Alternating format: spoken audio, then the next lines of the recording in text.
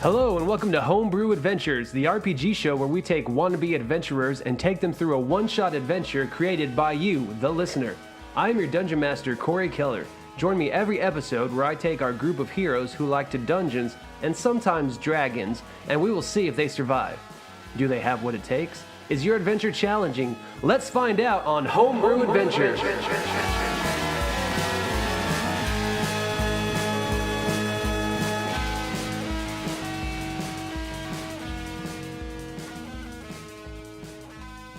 Hey everyone, welcome back to another episode of Homebrew Adventures. We are so stoked to be back doing this again. This is a sponsored episode, sponsored by the Critical Dice, using the Deck of Stories. So I decided to test it out. I created an adventure this morning before the episode because the cool thing about the Deck of Stories is you are able to basically, design a story in 15 minutes or less. I'll get more into what the Deck of Stories actually is in the middle of the episode during the commercials. But for now, we're just going to go ahead and dive right into the episode. This is a one-off. This is not part of Season 2 at all. This is just kind of a sponsored episode to show how the Deck of Stories works and just a fun adventure for us to do before we jump into Season 2. So with that being said, how's it going, guys? It's been a while. It's been a minute. Yep. It's been at least 4 minutes, I think. Yeah, minutes being months, right? Not a minute more. Not a minute more. At least 4 minutes. So, Charlie, why don't you go ahead and let's jump on in. Why don't you introduce your character, who you're playing with this one-shot? Yeah, sure. This one-shot, I'm playing a little paladin. He's a human paladin. He's a hermit. But he's a good guy. He likes to, even though he's a hermit, now that he's kind of like been blessed with the paladin path or whatever that is, I don't know. He's returned to the world and kind of like enjoys it a good bit, even though he was a hermit. So he's Oath of the Ancients is his little thing, so he's real crunchy. He likes nature, but he likes partying too. Ah, so human paladin. All right. What's your human paladin's name? Yeah. His name is Carl. Carl. It's Carl Jarl. Carl Jarl. Does somebody call you something? No. Dang it, okay. Why? The whole badger bit, never mind. Well, that was the Gnome Ranger. But I'm not a Gnome Ranger. I'm a human paladin. Okay, whatever. Oh. Sorry, I ruined your bit. You did. I had something hilarious planned out, but never mind. I'm sure it was. Keeping it sneaky, not letting each other know what we're playing on the episode. Just how I like it. Mixing it up. All right, mixing it up. That's right. So I am finding out what they're playing for the first time right now as well, obviously. And Lauren, why don't you tell me who you're playing? I'm just playing as a half-elf fighter. Ah, sounds familiar. Nope, I've never played this ever. What is your name? Susan B. Fighter. Susan B. Fighter. It'll get you. Like you fight bees? If they're in my way, I will. Oh, boy. Susan B. Fighter. All right, so we got Carl Jarl and Susan B. Fighter. It's a ragtag group of people. All right, well, let's see how the human paladin and the half-elf fighter do together on our episode of the Deck of Stories. All right, you guys ready to just jump on in? Bum, bum, bum. Yep. Was that the drop? Was that the Law and Order music about to hit? The Law and Order's the Law and Order's a doink doink, and that was more of a bum bum, like so. Law and Order is doink doink. Okay. Yeah, it's like Bum bum. it's like a bell. I should have named my character. Oh, Doink Who Wants Doink. to Be a Millionaire? Bum, bum, bum. When they drop the lights. Okay, so your nickname can be Doink. Carl Jarl Doink. Carl Doink Jarl. That's right. Don't you then- forget it. Didn't you know that the B in my name stands for Boink? Yeah. Well, we're Boink and Doink Co. That sounds real nasty. Okay, I'm regretting this episode. It's hilarious. I'm just kidding. All right, I'm ready to hop in. Let's do it.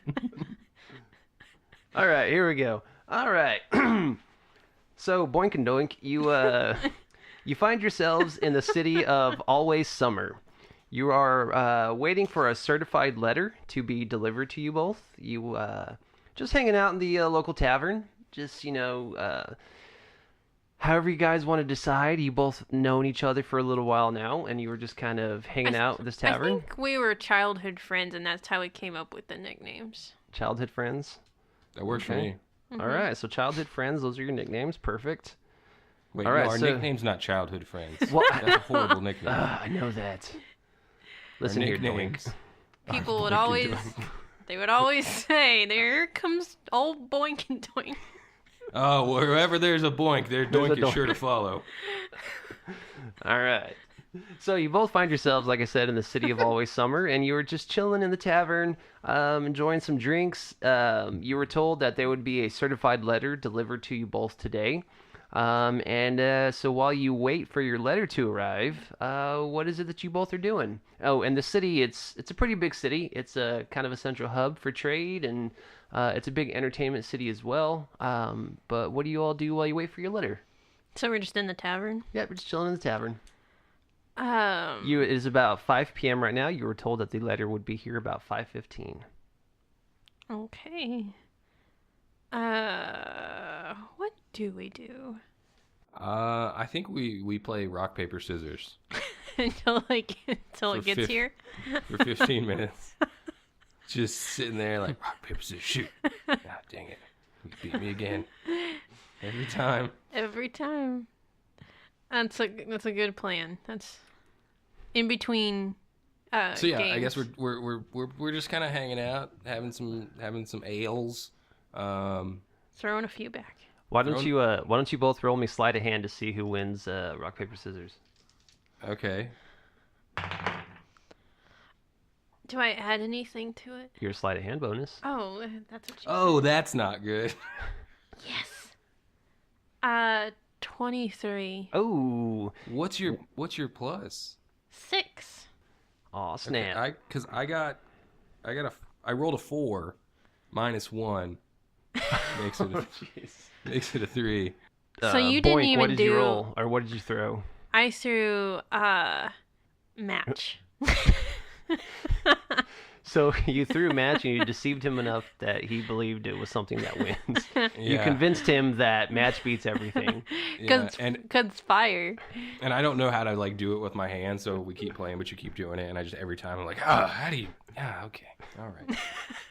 Oh, All right, so you start to get the attention of a lot of the people in the tavern, just looking at you both like, it's those Boink and Doink again. We're so, special.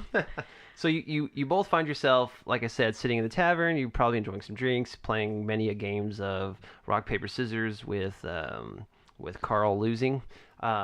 It's about 5:30 now. Your it's not letter here? still has not arrived. No, it still has not arrived yet. Do we know what this letter is about or who it's coming from? You don't know what the letter is about, but a connection that you know, who is good at getting adventurers like yourselves jobs, offered you this job. You all took the job, and he says that the rendezvous point would be at this tavern where your new boss would send you the instructions for the job.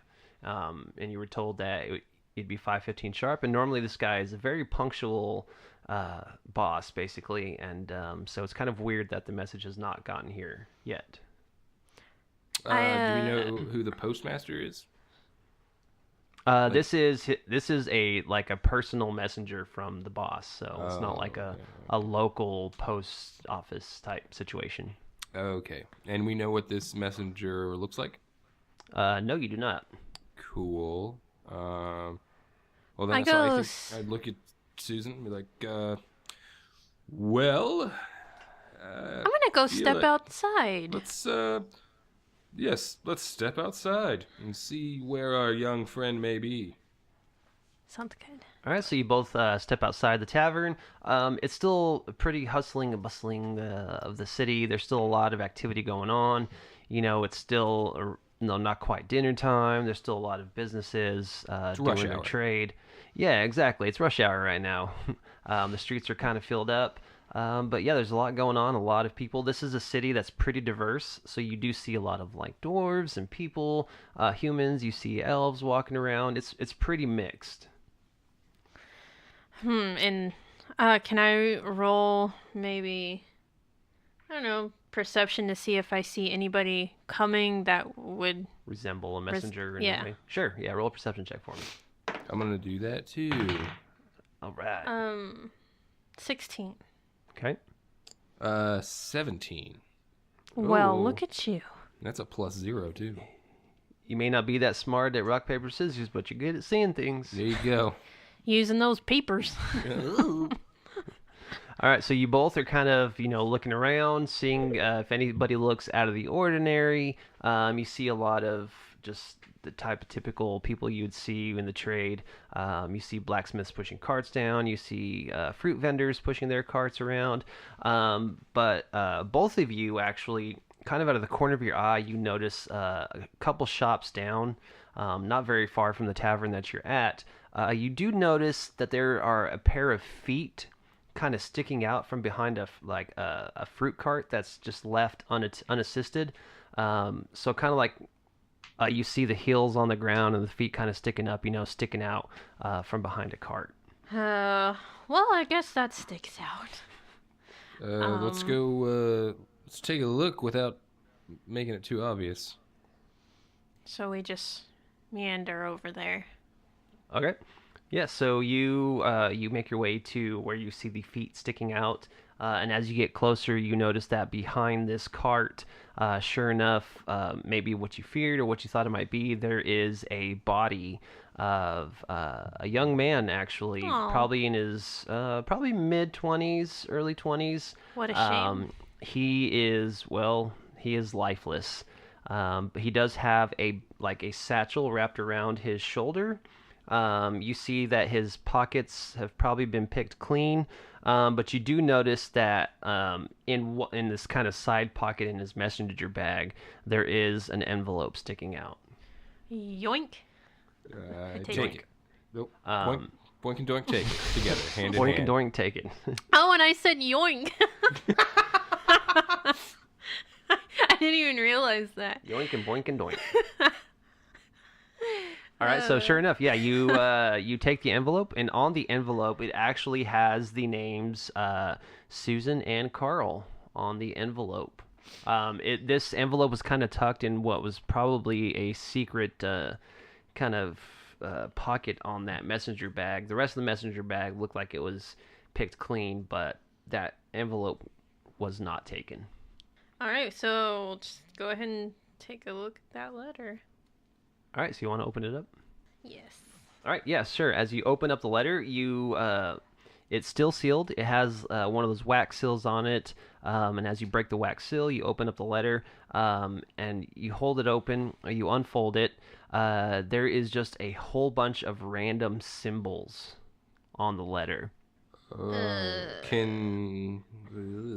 Is it like symbols, or is it like a language that we recognize?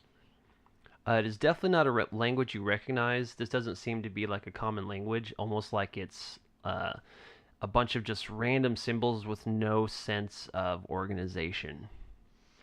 Is there any... You see a few of the same symbols kind of popping up every now and then. Is there a kind of check like history or something that we could roll to... But I guess... You do like an investigation on it or something. See what Or kind of insight. language it is. One of those two. Okay, I'll roll. Yeah, that would be good, because I have -1, so I have 11. Okay. What is this for? What am I rolling? Investigation. Do investigation. So I rolled a 7, All right. So this which is all... means I have a total of 6. Woohoo! You both have -1. Yeah. So you both basically it's just gibberish to you. You don't quite understand, but they're written in like lines, like a letter. Well, this So is all the helpful. symbols are in a line. I want to hold it up to the sun. Okay, sure. You hold it up to the sun, and you see through the parchment. Does it change the letters any?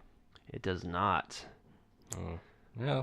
I'm all out of ideas. Why don't you both roll me another perception check? Okay. 11. 13. 13. All right. So Carl, you while you're kind of holding up to the sun and everything, and kind of moving it around, Susan's watching you as you do this. But Carl, you kind of see past the letter, and you notice a young girl kind of peeking behind a barrel as she's just like watching intently at you doing this, and she's almost kind of like shy, and she starts to wave at you, Carl. I wave back and say, "Hail and well met." It kind of frightens her a little bit, the booming voice coming out of you. Oh, I mean you no harm, young lass. Come here. And Susan, you see this start to happen now as you see Carl's attention on a young girl hiding behind like a barrel. She's kind of like getting really shy. Oh, I'm like, don't be afraid. This is my friend Boink, and I'm Doink. She kind of chuckles at that. Oh, okay, good. So she'll feel more comfortable with us. I'm very good with kids. I say, leaning over to Boink. And I'm like, no, he's not. She slowly starts to come out from behind the barrel and kind of makes her way over. I before she does, like, I want to walk toward her so she's not next to a dead body. Okay, awesome. Yeah, so you kind of meet her in the middle. Yeah, perfect. All right, so yeah, absolutely. So you meet her in the middle, and she's very kind of like looking down, like twisting her foot in the dirt, and she's like, "Why are you taking that man's things?" Yeah, doink. Oh, why? Well, you see, my associate and I are good people, and we want to figure out what happened to this young man. Also, this letter is actually ours. This young man was hired to deliver it to us, and when he didn't arrive, we sought him out, fearing the worst. And unfortunately, we found the worst.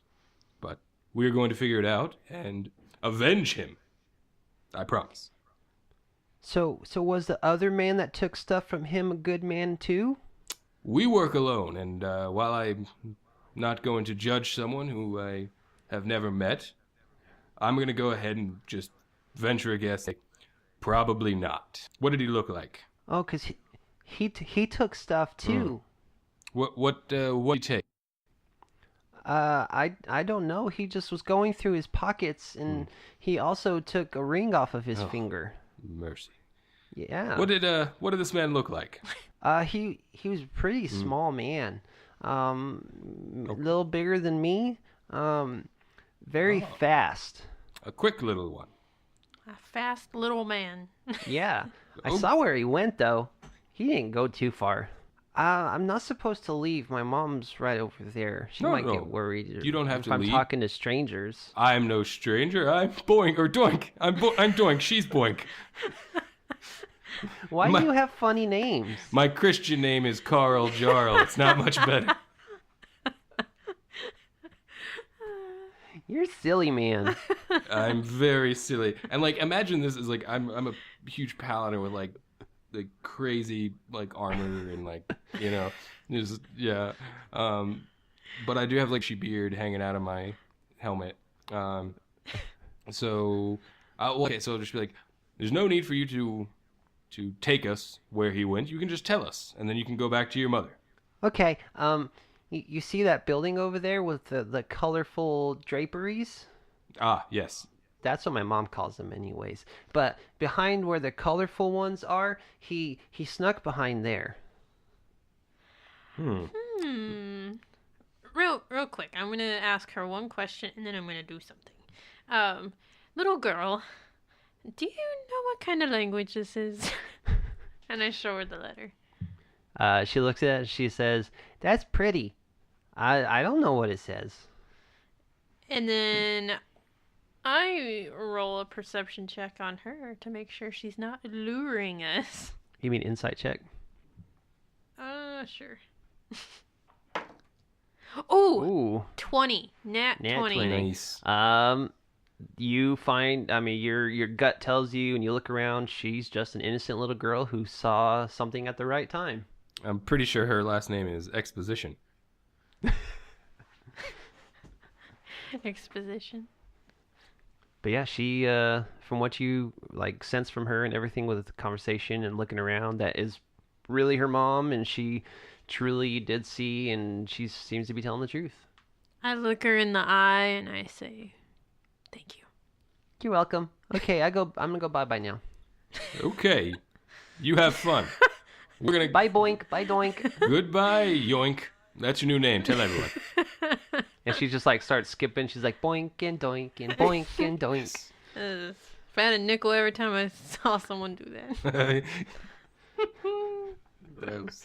If you had a nickel every time you saw someone boink. Ugh, I'm leaving it alone. I'm going to the colorful draperies. All right, so you guys are making your way to the colorful drapery. Yes. I guess so. All right, so as you kind of make your way in that direction, it kind of like she said, there's this building and there's this little just gap in between these two shops where these colorful draperies are kind of hanging down from a textile shop, and it kind of leads into an alleyway. Can we see anything in the alleyway? It's pretty tight fit. You will be able to fit, Carl. Okay. But barely. It's pretty tight fit, and it kind of extends a little bit of a long way. I don't know. Should we even follow this guy, or should we just find somebody who can read this letter? I would love to read the letter. Please, do tell me what it says. I don't know. Okay. I think.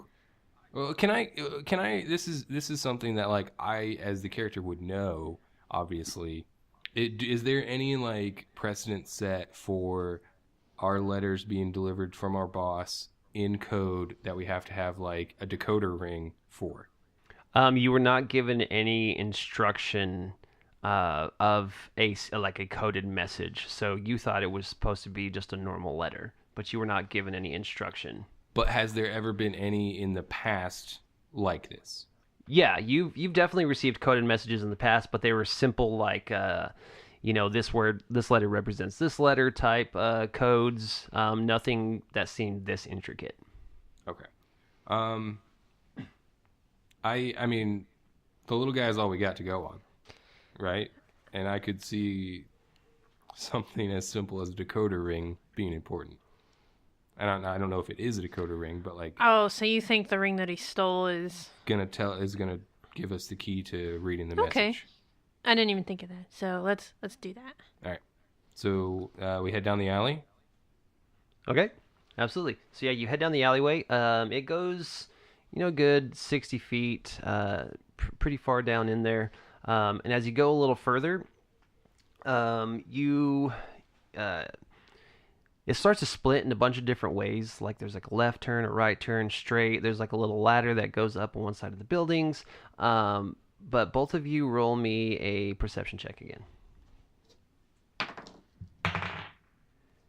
6. 15. 15. All right. But so as you're deciding kind of which way to go, as you get to this crossroad area, Carl, you hear sounds of like soft voices coming from up where the ladder is at. Okay. I give like the hand signal to Boink to like stop, and then I can tell her like be quiet. And me being a big chunky paladin, I'm not really stealthy, so this would be something that we've worked out. So I'm gonna like give her the signal of like up the ladder, but be quiet, to like check it out to see. Yeah, absolutely. You'd definitely have disadvantage on any stealth checks. No, absolutely, 100%. Like there's no stealth for me. Yeah. I'm pretty stealthy. So you're gonna sneak up the ladder, Susan? So yeah, just boop boop boop boop boop boop boop boop. Right, roll a stealth check for me. 16. 16. All right. So yeah, as you kind of climb up the ladder, you peek over the top on the top of this building, and on top of this building, there's kind of this you remember like in Aladdin where you first meet Aladdin and his house that he's living in, kind of on a rooftop, kind of stowed away. It's kind of that little deal. You see that they're actually living in this, but it's not just the small man that she mentioned. There's like at least 4 or 5 in here, and they're all halflings.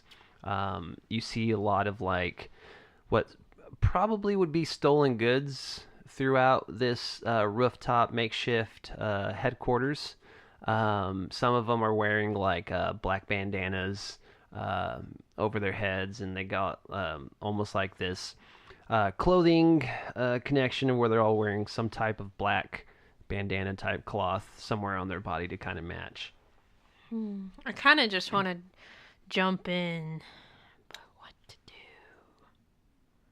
What are you doing down there, Carl? I'm just standing there looking up at you and like trying to act nonchalant. Are you whistling?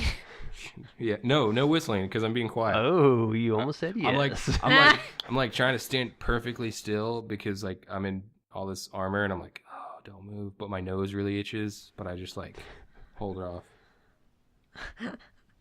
Well, if this is the group we're looking for, you'll have to come up here anyways, but we don't necessarily need to be stealthy. We can just be like, hey, I heard, or I don't even know how to phrase this. I think you've taken some things that did not belong to you. Clearly. I don't know. Is that what you do? I can't necessarily talk to you, I guess. So I guess, okay, so since I'm good at stealth, I guess I can come down and tell him this. Yeah, you had a good roll up, so you're going to have the same roll check down, so you can make it all the way back down without making any noise. Okay, so you come back and tell him all that you just said. Yeah. So, what do you think? I mean, I think... Oh, I'm sorry, I should be whispering. Yes. I think we should just, I mean, they're obviously bandits, thieves, no good. Even if they aren't the right people, we might right some wrongs. But I can't do this alone. Well, obviously. It's why I'm here. Okay, good. So I'm gonna... Do you want me to go first, or do you want to try to be stealthy? I'll shimmy back up there. Okay. And then you can follow behind. All right. Okay. All right, so you shimmy back up. So just with that, just for kicks, do you want me to roll a stealth check? Absolutely, I do. Yeah. Oh boy. You can still roll high. I could. So let me tell you about one of the D20. Okay, is one of them a 20? No, one of them's a 3. Ooh. And the other one is a big fat no. Oh, yeah. Oh, so that's a good time to segue into another part of the sponsored episode is we are using the No on the 1 dice because those are our favorite dice. So thank you to Critical Dice for not only sponsoring the show, but sponsoring us with such amazing dice where you can get your own if you go online to thecriticaldice.com. Thank you for the spiel. Back to the episode. All right, so you rolled a 1. You rolled a no. No. All right. So basically, you are just like clunk, clunk, clunk up the ladder. You're just the sheer weight of you, just like and this loose ladder is kind of like clanging against the side of the building as well, and your armor is just clunk, clunk. And as you look up, there are 5 heads poking over the top of the the rooftop as they see both of you coming up, and they draw swords. What do you do, Susan? You are just very close to being right up to them. I'm like, look, we mean you no harm. We just had a couple of questions to ask you. Would you mind speaking with us? Bugger off! Who are you? Bugger off? That is rude.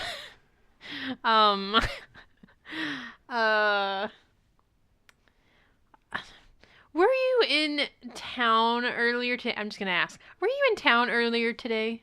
I'm in town right now. What are you talking about? Like they're in. We're still in town. Well, and my armor is heavy. Can we have this conversation at the top, please? I can't go any further if they won't let me. You're trespassing. What do you want? Them. A ring.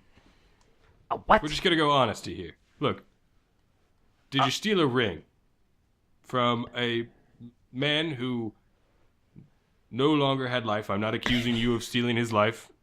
You may have found him that way. I found him that way. I'm not saying I did it. I'm not saying you did it. But the ring is very dear to us, and we're willing to pay for it. Yeah, let's do that. Hey, boss. It looks like they want that pretty shiny little ring you found earlier today. May we come up? I want to roll Stay there. insight. I want to roll insight real fast to make sure that it's the same ring. Okay. Like, does that make sense? Yeah. Okay. Wait, what do you mean the same ring? You wouldn't know what it looks like. Right, but like I want to know if he's lying about like the ring they found early, because he said that ring, the shiny ring you found earlier today. I want to make sure like if he's like just trying to like, hey, we got this ring, we'll sell it to this guy. It doesn't really matter. You know what I mean? I see. Like if he's trying to, I see. Yeah, I got you. If he's trying to pull a quick one. Yep. Because like if they didn't steal a ring, but they're thieves, just like if you know what I mean. Like, yeah. I got you. Oh boy. Do you want me That's to an roll? 8. I can. La la la la la. Okay. What was it? Insight. 18. All right. So as he says that, basically you see this hand slap him on the side of the head, and he's like, "Great, now they know we have the ring." So is that a yes or a no? So that's a yes. They So have let's- the shiny ring. Okay. Let's discuss this. Like we don't want to hurt At the y'all. top of the ladder, again, this armor is very heavy, and this I'm- ladder does not seem secure. I can't get any further.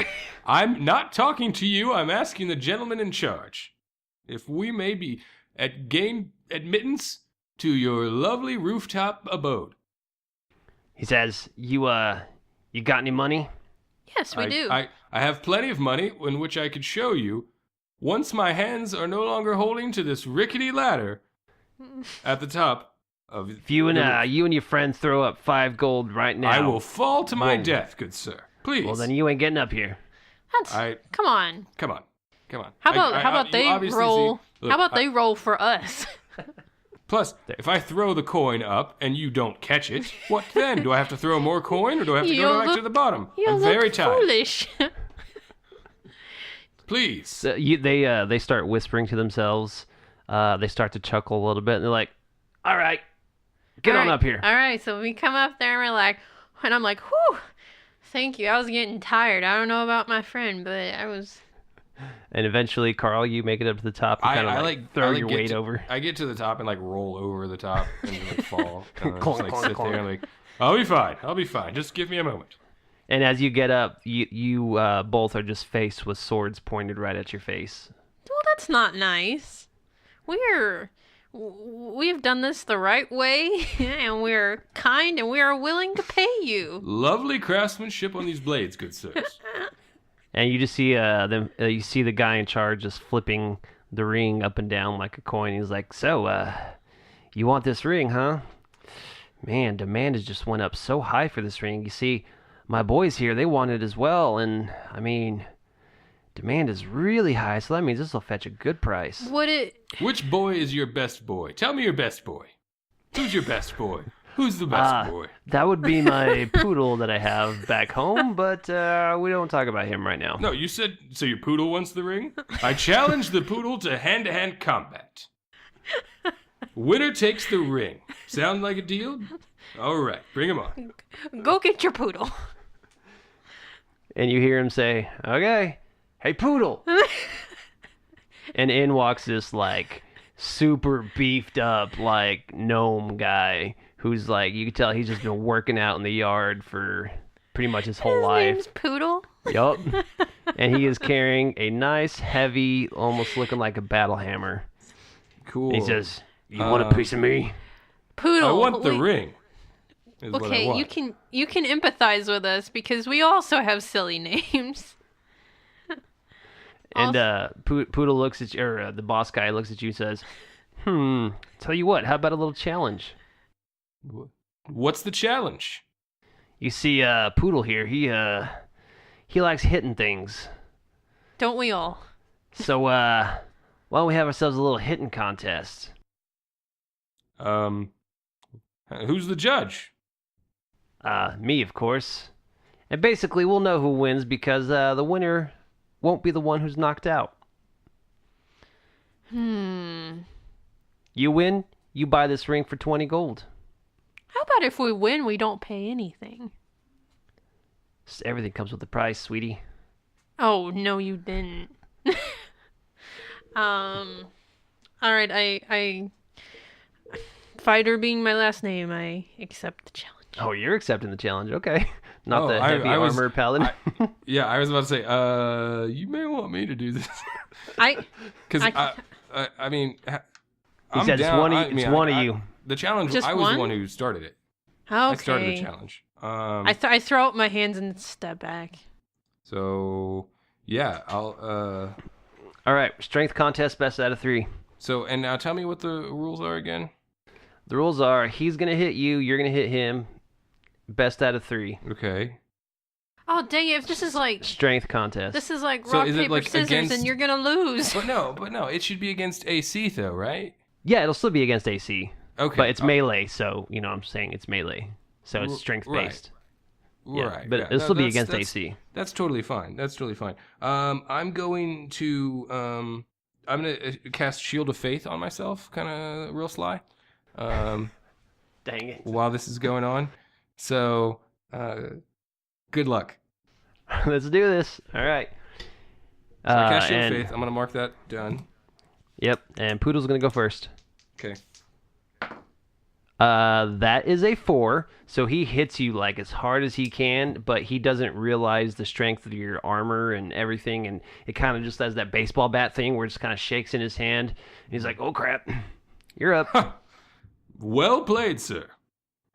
Now, my turn. And rolled a 13. That does not hit. No, okay. So you kind of... You are a beef boy. Yep. And he kind of slaps his belly, he's like, strong. Yes, I see. So it's... Give me your best shot. 0 for 0. Here we go. Ooh, 19 plus 2, 21. Probably not going to hit because you Shield of Faith. Dirty dog. Oh, did it actually hit? 21 with my Shield of Faith. My armor class is 19. And then the Shield of Faith is just plus 2. Woohoo! That was lucky. I thought for sure you'd be up at like 25 with that. All right, so he... Because I don't... yeah. Yeah, so you will take damage, though. Jerk. Okay. So he hits you with a hammer, and you take 8 points of damage. And he kind of gets... hammer? I thought we were... All right. Yeah, that's what I say. He has Yeah. his hammer out. That's a melee attack. All right. So he just like same thing, hits you with it, but this time he finds like that soft spot and that weak spot in the armor, and he kind of gets that smile on his face. You're up. So I'm I'm like- just doing plus my strength, right? Well, whatever melee weapon you want to use. Oh, so I can hit him with my longsword? Yeah, go for it. Oh, because that's a plus 5, my dude. All right. Well, okay. Your turn. I rolled 7. Oh gosh. And I'm like, come on, doink.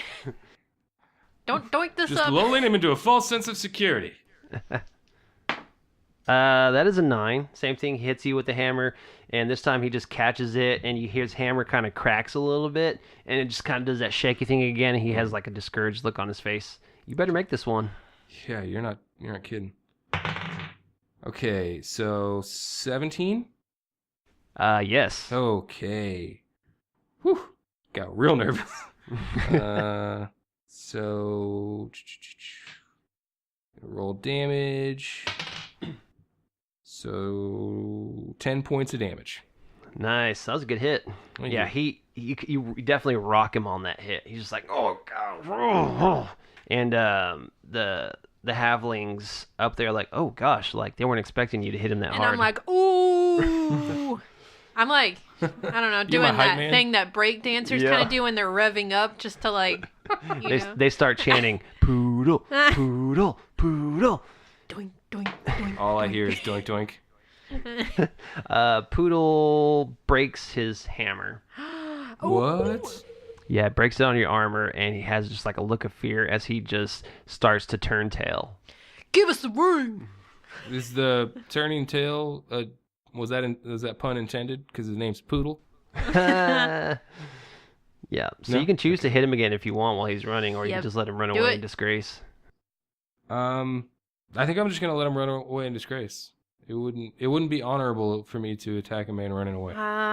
Good thinking. It's So fair. he takes off, realizing that he is not going to harm. He got one good shot in, but it's not worth it, and so he just literally just running away, and the rest of his guys are just kind of like wide-eyed, and just after seeing what he encountered, they decide they don't want any part of it, and they just kind of empty their pockets, throw everything on the ground, and they just run out the back. The ring. Tried to tell him. Yes, it is The in the ring, middle please. of all the stuff. Everyone All left? right. Yeah, they all just emptied their pockets, threw everything on the floor, and just like ran scared. Even the leader? Oh, so we can Yep. take like All right, so- some other stuff too, Well, that is not if ours. we wanted to, because but it's not theirs either. Right, and they took So- it. so- they took it illegally. We should So do I- the same. I- We should return this. I look around and I see what's there. Oh, there's a lot of like valuable stuff that was stolen. There's Oh. like jewelry, there's Okay, so what- dishes, all kinds of like household things, lots of fancy clothes. Okay, so I take a pair of clothes. Put 'em Okay. on. I am just staring daggers at you, judging you. It's my character, and you know this about me. And you know that I'm gonna judge you every single time.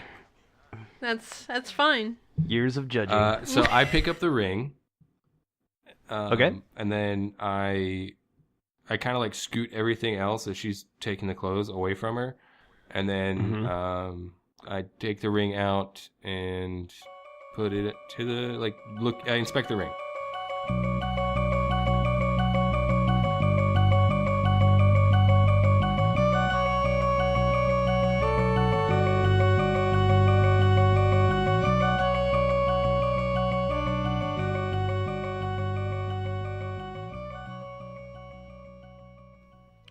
What's up, homebrewers? It's me, Corey, your Dungeon Master with Homebrew Adventures, and we're back after a long break of ending Season 1. We are back with an episode. Like you kind of heard at the beginning, this is a sponsored episode from the Critical Dice. We are using the Deck of Stories, which is a product that they created and are selling right now on their website at thecriticaldice.com.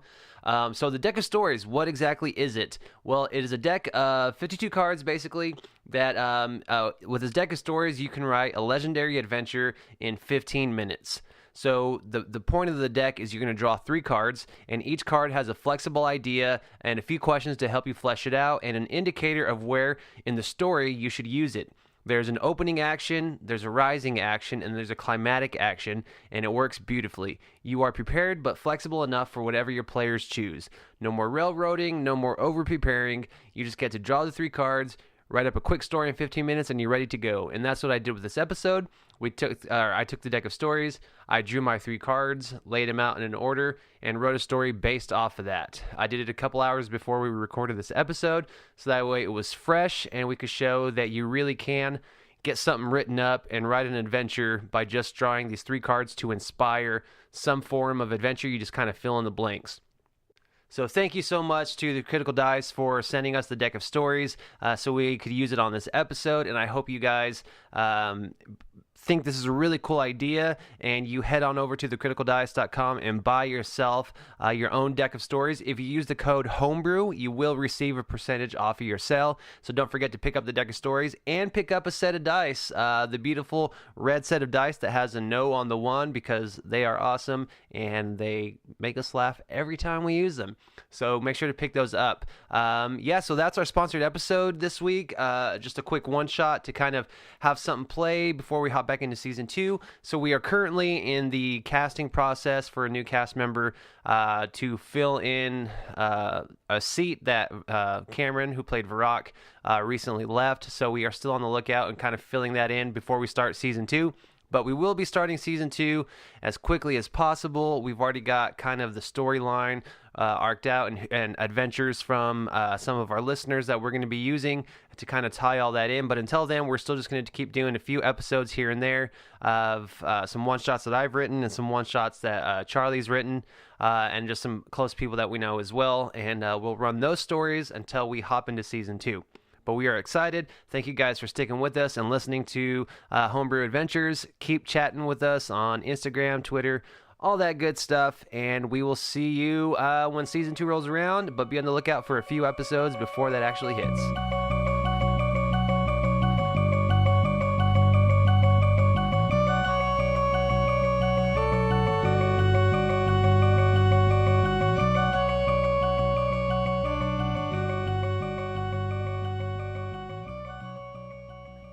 Absolutely. So it's a ring that it obviously goes on your finger, but above it is like a flat Well, I'm glad round it doesn't go on surface. something else. On the top Like of the your ring, doink? yeah.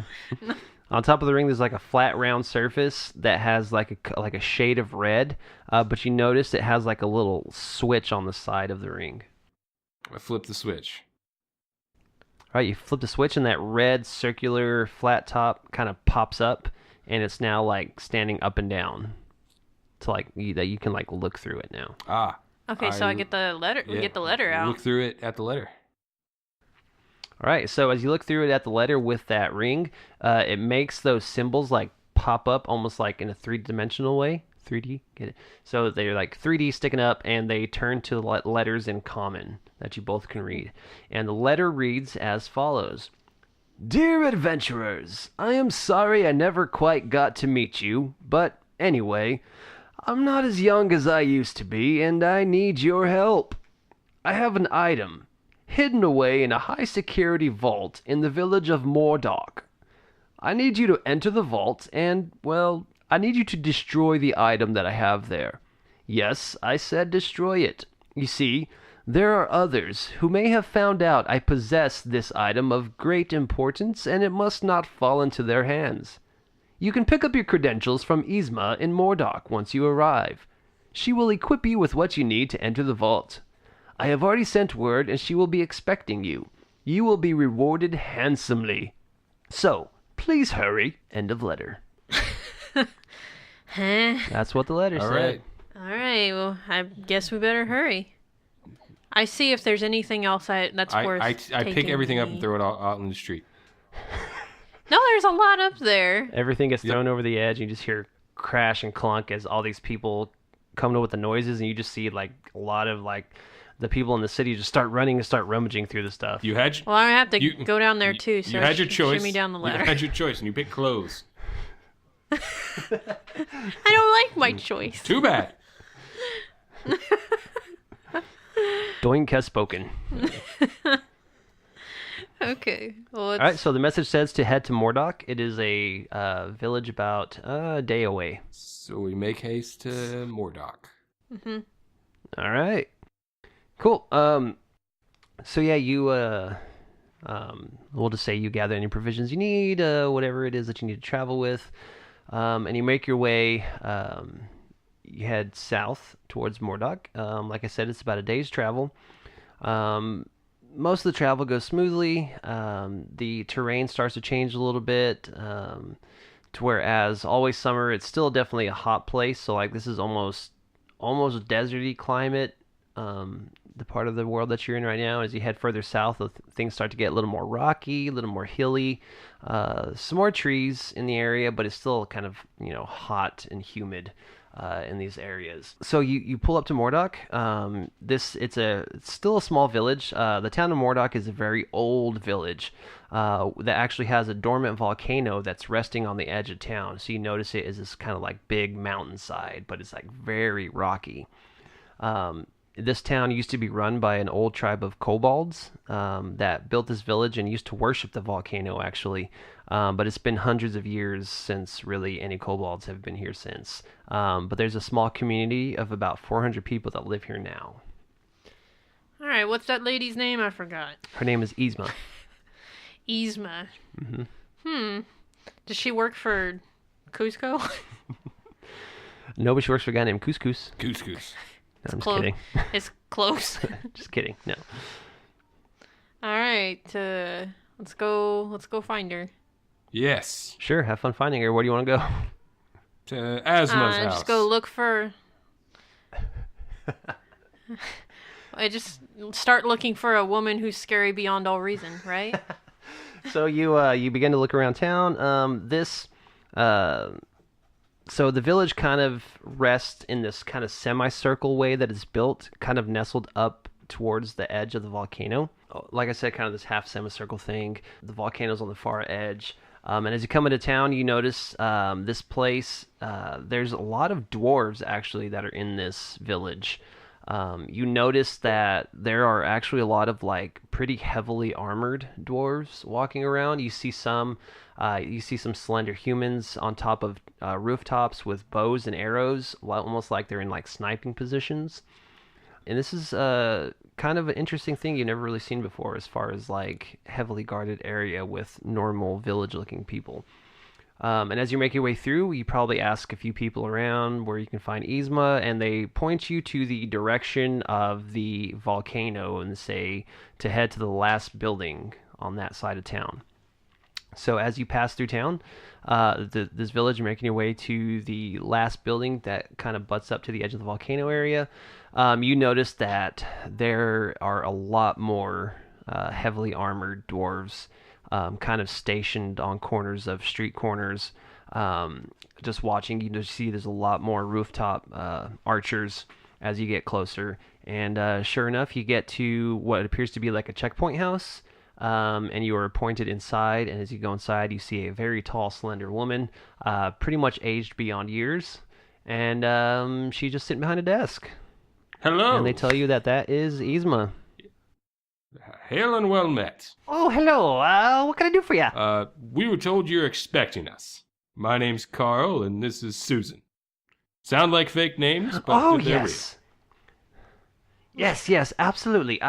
Yes, I got word yesterday actually that you would be arriving. Well, sure enough. So you're here for oh, what's his name? Oh, yes, you're here for Sir Daniel's vault number 32. Okay, so hold on, let me grab your credentials. Yes, she hands you these two like lanyards that kind of go around your neck. With a piece of parchment that is attached to the end of it that has your names on them, and they say Sir Daniel number 32. And she points you to the this building that has just a wall of dwarves with spears standing in front of it. And she says, okay, now we'll just head over into the vault, and I'll take you to the door that has well, whatever his valuables are. Yeah, sorry for all the well, all the big guns, as you could say, that we have here. Yes, what's going on? There's, we just... What?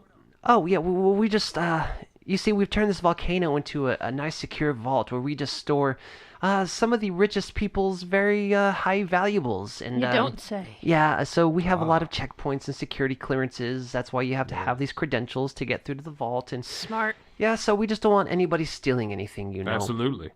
So, yeah, we're gonna go in. Just do me a favor. Don't try not to look anybody in the eye for too long. Odd request. They're pretty trigger happy. Yeah, they're pretty trigger happy, and I wouldn't want you all to have an arrow maybe get shot at you, or them take it the wrong way and think you're threatening them. So just keep your eyes forward. Just stay with me, and I'll take you to the vault and let you do your business. Did Sir Daniel tell you what our business was? Oh, we don't ask our clients. They just let us know who's coming to pick up or make a deposit, and we just let them do their thing. As part of it is anonymity. We don't judge for what you keep in your vault or really care to know. That's between you. You just pay us for our services. All right. So are we ready to go? Sure. These credentials say Yes. I am. All right. Yeah, I know. You gave them to me. Yeah. Very good.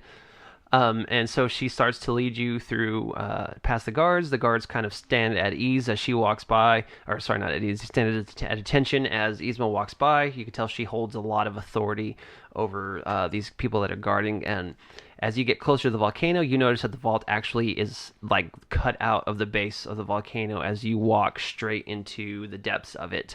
And there's these big like iron gate doors that open as you walk through. They shut behind you, and then there's another set of iron doors that open once those first ones shut, and they let you through those as well, all being heavily guarded.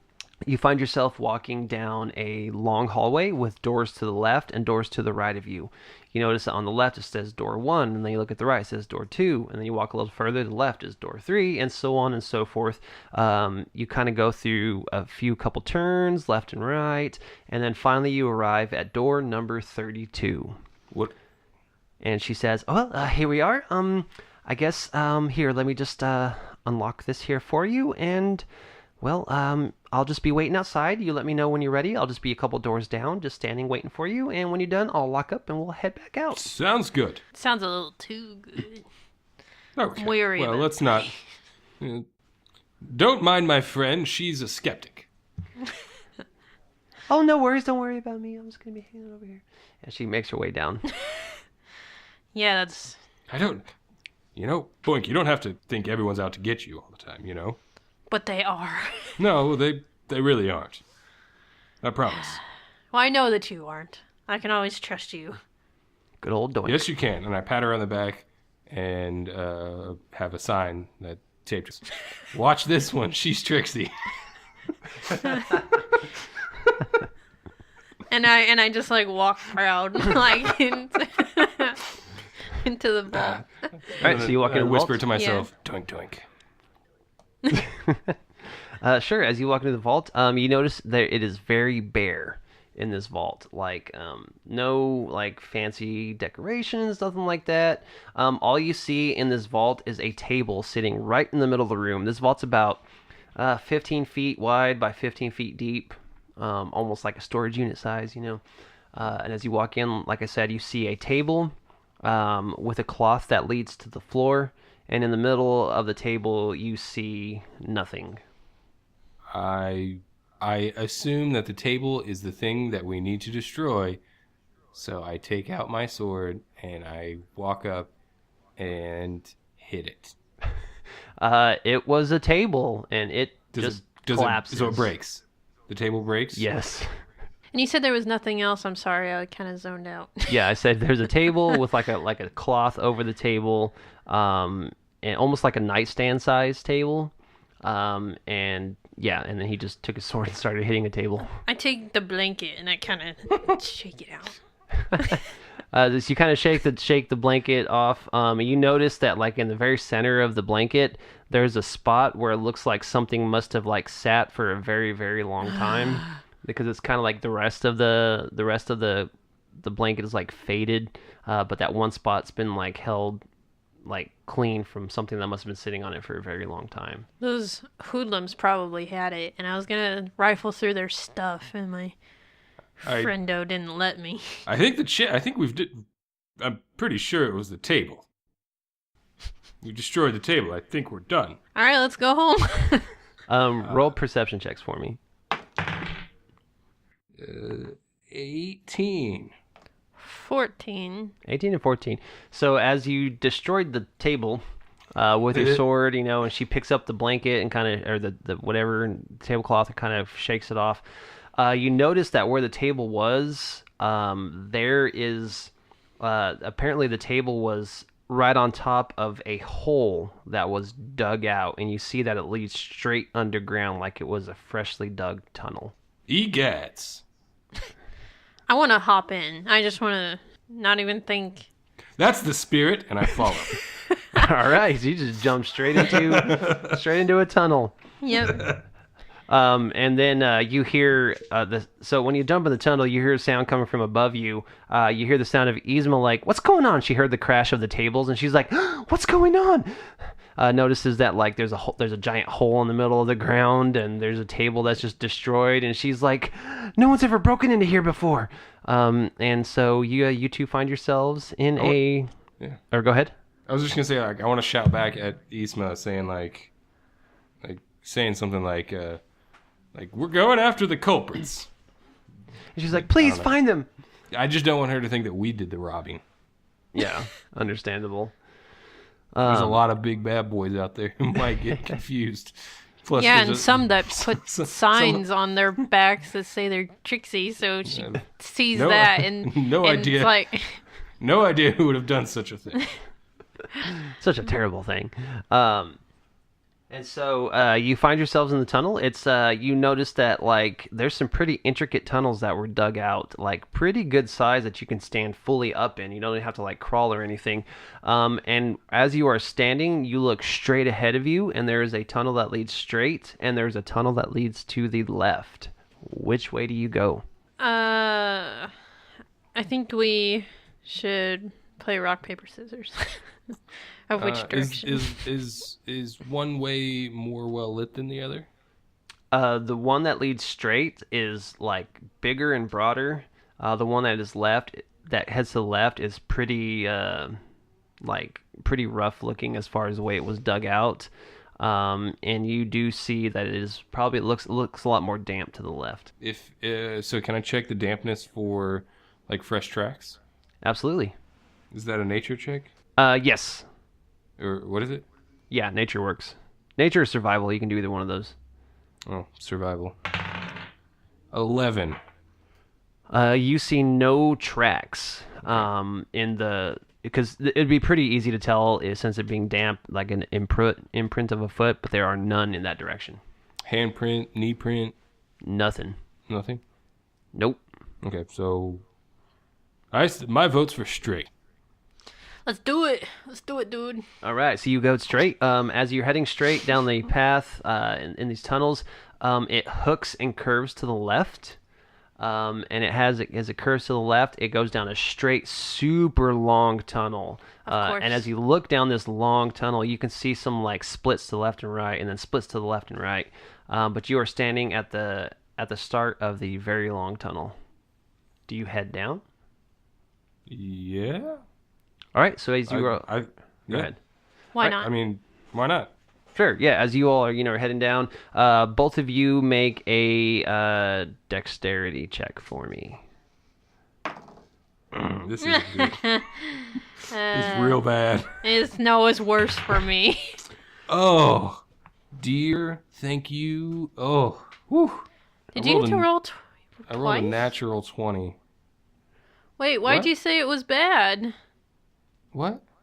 You said, "Oh boy, this is bad," but you hadn't rolled yet. Correct. And Okay, then well I rolled a natural I rolled the 20. opposite of Did you roll you. a 1? I rolled A no. Oh dang! No, because One crit success, one crit fail. Boom. So Carl, as you're kind of like heading down the as you guys are kind of running down the tunnel, you notice a shiny glimmer of like silver as you see the tripwire, and you jump and you start to tell old Boink about it. I'm like, watch that, and she's like, what? Yeah, exactly. She just hits it, and it like hits in such a way that it like pulls force the opposite direction of the way she's walking, so it like slams her face down pretty hard. You only take 5 points of damage to the face. How is it? Am I still pretty? You're still pretty for now. Okay, that's all that matters. All right, and as you're heading down the tunnel, you now come to your first split, left or right, or you can keep going straight.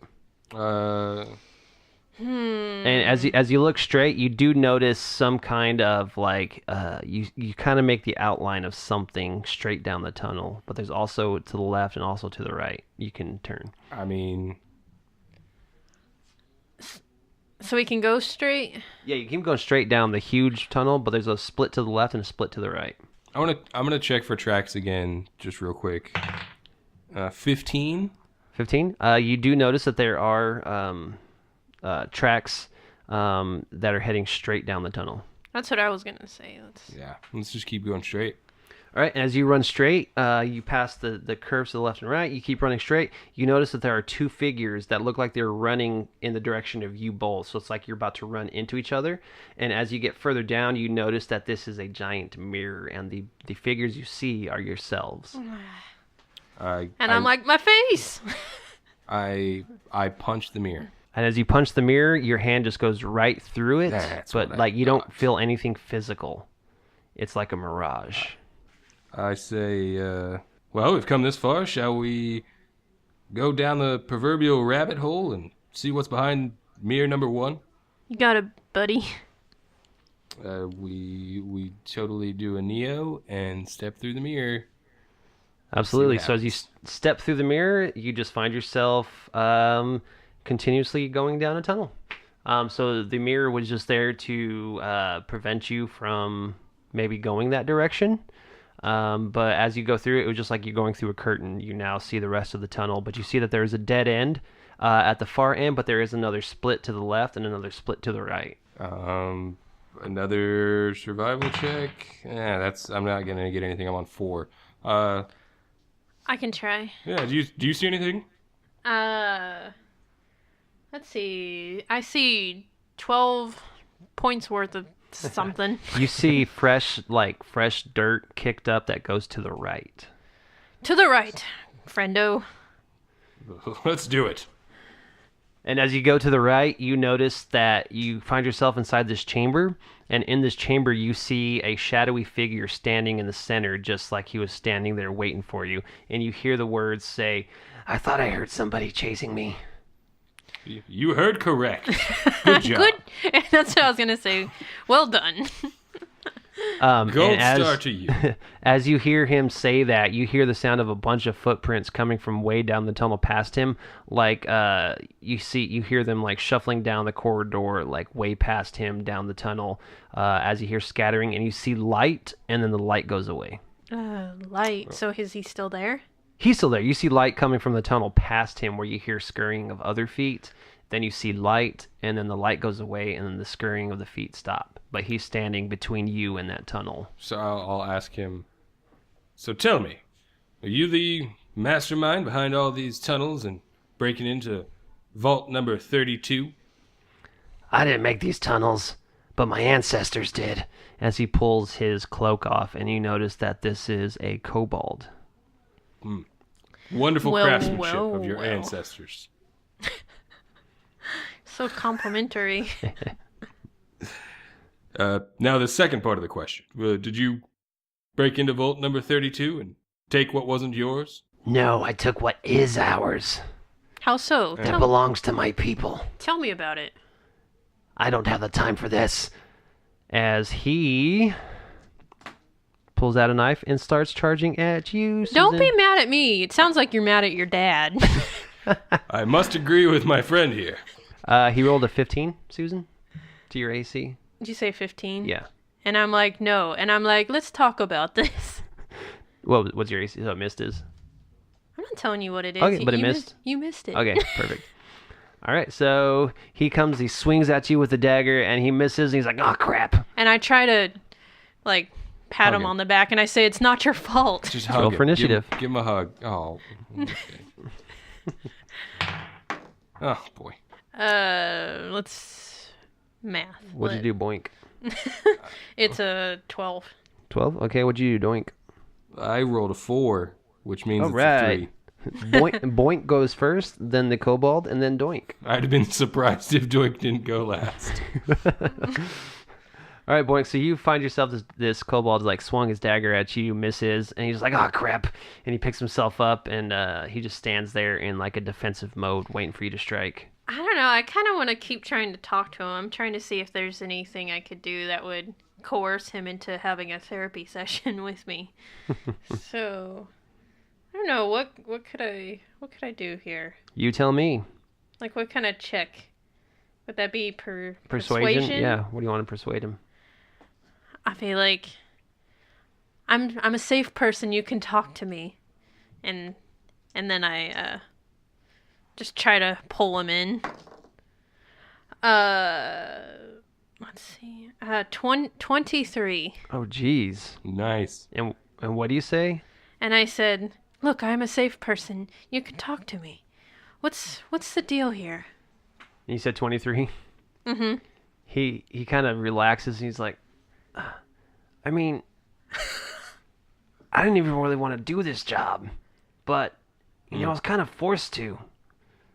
And, I mean, you guys look like nice people, but they made me stay and have to hold you guys off. I didn't want to do this job. I mean, you guys seem pretty nice. And you do too. Thank you. I mean, you're a big guy. You could probably squash me. I wouldn't do it unless you did something that deserved being squashed. You're a lovely, lovely creature. I mean, then there's the issues with my dad, and I had a feeling. never make him happy. You know, But here's the question. Yeah. Here's the question. Don't you think it's time you stop worrying about making your dad happy? Start worrying about making yourself happy? You know, I've been thinking about that a lot lately. I mean, I just want to dance. Then dance. What is your name, good sir? My name? Yes. Well, everyone calls me Squeaky. Squeaky. Dance, Squeaky. Oh, I don't have my tap shoes right now, but... Oh, tap. What a wonderful art. Yeah, but no one ever lets me do it. I mean, we gotta kill this guy, Yeah. you know, we gotta steal this orb, you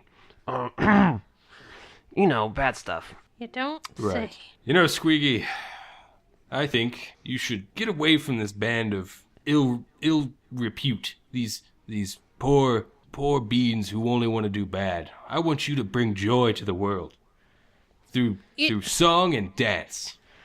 Here's what I think we should do. I like you, Squeaky, and I would like to get to know you better. How about if you can find a way out of here, go to the town Always Summer, and we'll meet you there. But before you go, tell us which direction to head. Like, do you have a map? Oh, yeah, I mean, all you're gonna do is you're gonna go down this hallway, and he points at the one where you heard the noise coming from, but as he's kind of saying this, you start to feel a rumble as there's just kind of like this... as like it feels like the mountain itself is starting to come alive and start to shake. And he says, "Oh crap! Oh yeah, that means they got to the surface. You guys might want to hurry. Okay, here's the deal. If they get that orb inside the volcano, he's gonna come back to life. So you might want to stop him." Yes. Okay. We shall. I want you to get to a safe place, Squeaky. Thank you guys so much. I mean, I'll meet you in Always Summer, and we could talk about my dance career. Okay, Yes. I would love that. We bro hug. We all bro hug. And we head on our way. All right, so he points you down a direction, that tunnel. He tells you just go down there. You're going to turn left. You'll find a ladder that leads straight up into this hatch that'll lead you out. And he tells you that the hatch will actually lead you inside a house in this village that was they infiltrated and kind of had a guy on the inside who helped dig, down to find these tunnels. So you'll appear in that house. But as you get to the top, and you climb up, you let yourself out of the hatch, you let yourself up, you hear a bunch of noise. There's a lot of stuff going on outside. You hear the sounds of clinging of swords, and you hear arrows swooshing through the air. And as you make your way outside, you see that it has kind of been overrun by kobolds at the moment. There's snipers on the rooftops. You see a lot of action going on, and at the corner of your eye, you both see kind of sneaking down one side, you see a group of kobolds carrying something kind of clutched close to their chest as they're kind of weaving sneakily in and out as they kind of veer around a corner. Would you I just saw in my inventory that I forgot. I have a potion of invisibility. Do you think this would be an appropriate time to use that? Probably not. I mean, Oh, for you, well. if you wanted to, you could, but I mean, even if I'm invisible, I'm still gonna make noise, right? He is. He's a big boy with clinky armor. Yeah, Why do you gotta be honest? You just gotta be like, yeah, that sounds great. well, I could, but then I'm gonna have to roll a stealth check at some point and fail miserably. Yeah, that is true. That's up to you. So what do y'all want to do? Up to you, my friend. I just start running toward them, the group that was carrying the thing close to their chest. Clunk, clunk, clunk, clunk. So you run, you see this big old paladin coming through, and as you make your way around that corner, you turn that corner and you see this big battle kind of taking place where some of those ones that you saw sneakily are now engaged in fighting with dwarves, and coming up behind the group. You see these two other kobolds, but these ones are wearing cloaks. They have this ornate jewelry wrapped around them. You see them with their fingers up in the air, kind of swirling motion as it looks like they're about to maybe cast some magic or something on these people. What do you do? Okay, here's what I'm thinking I'm gonna do. As a bonus action, I'm gonna cast Thunderous Smite on myself. Nice. Okay. And run and attack the first kobold that I meet. Absolutely. Go ahead and roll an attack for me. So it'll be one of the ones that are just kind of hand-to-hand combat right now. Yeah. So, okay. It's a 23. Holy crap, that hits. Okay, let me real quick. I know I had this up. Okay, so with this, when I hit, basically what happens is a thundercloud comes out of my, like, it claps, and it's audible for 300 feet. And you're going to have to succeed on a strength saving throw since I hit you, but let's do some damage first. Yeah, do damage first, and we'll see if I even need to. Okay, so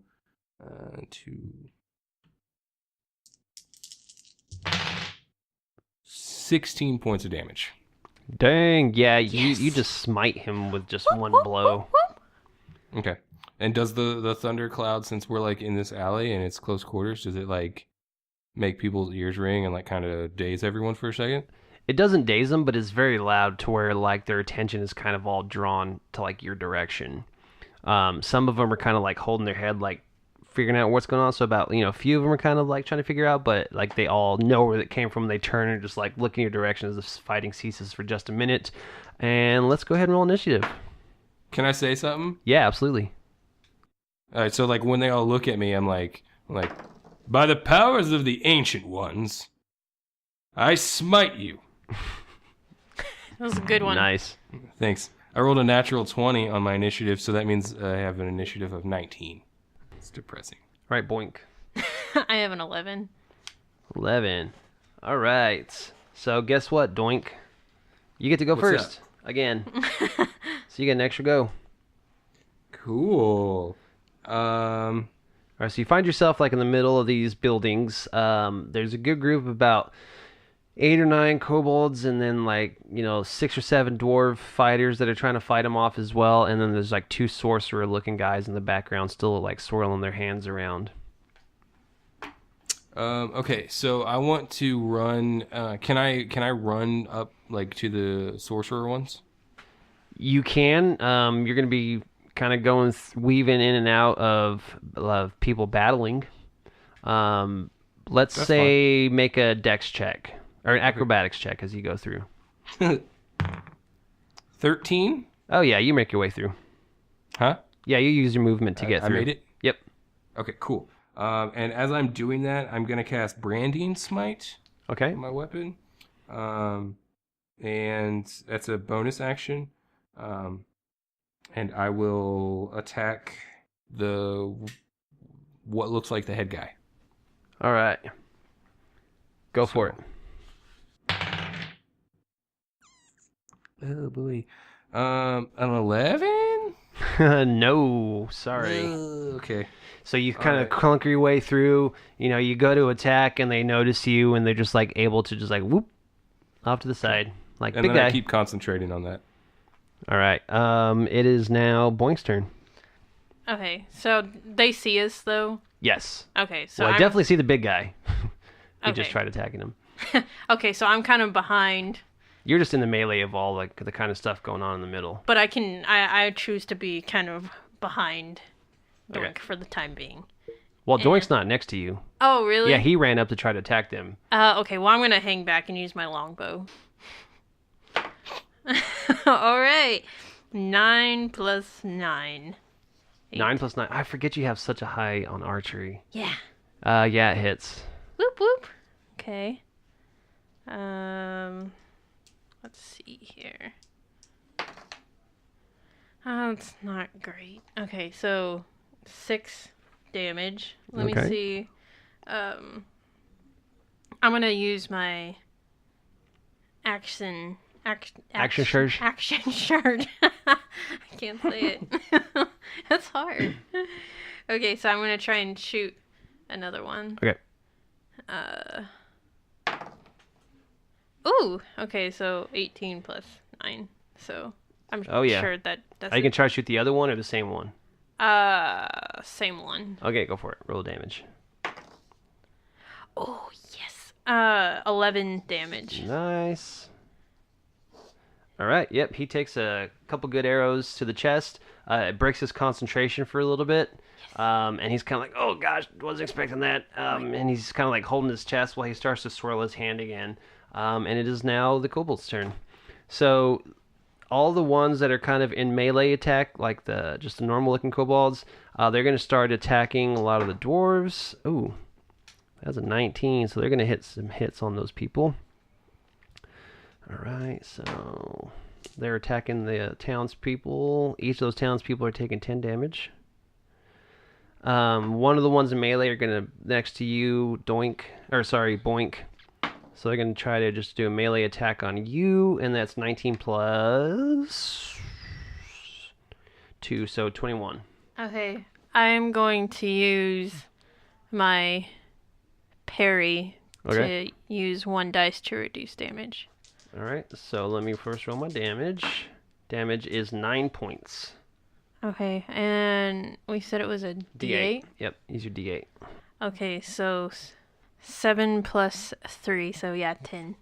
So I don't get any damage. Dang. And actually, they take a point of damage. No, is that how it works? No, you just reduce. Oh, okay. All right, so now it is the sorcerer's turns. All right. Dang it, I lost my spell sheet. I guess they can't cast any then. I guess not.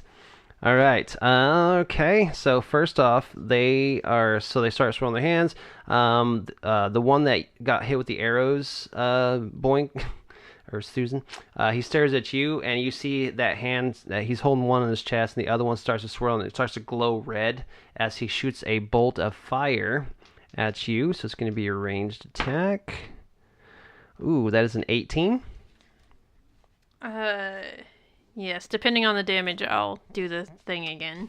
How many dice do you get? 4. 4, okay. All right, blah, blah, blah, blah, blah, blah. Wrong die. All right. That's another 10 points of damage. Yeah, I'm gonna do that. You're gonna do your parry. Wait, what kind of weapon was it? It's firebolt, so it's fire. It's a spell. Oh, so it's not a melee? Nope. Okay, then I can't use it. Oh yeah, that's right. You can't. So you take 10 points. Mm. All right. So that's what that one does to you, and then the other the other sorcerer, is going to. I need you, Doink. I need you to make a wisdom saving throw. You've got to be kidding me. Nope. Wisdom? Yep. All right. I'm not that smart.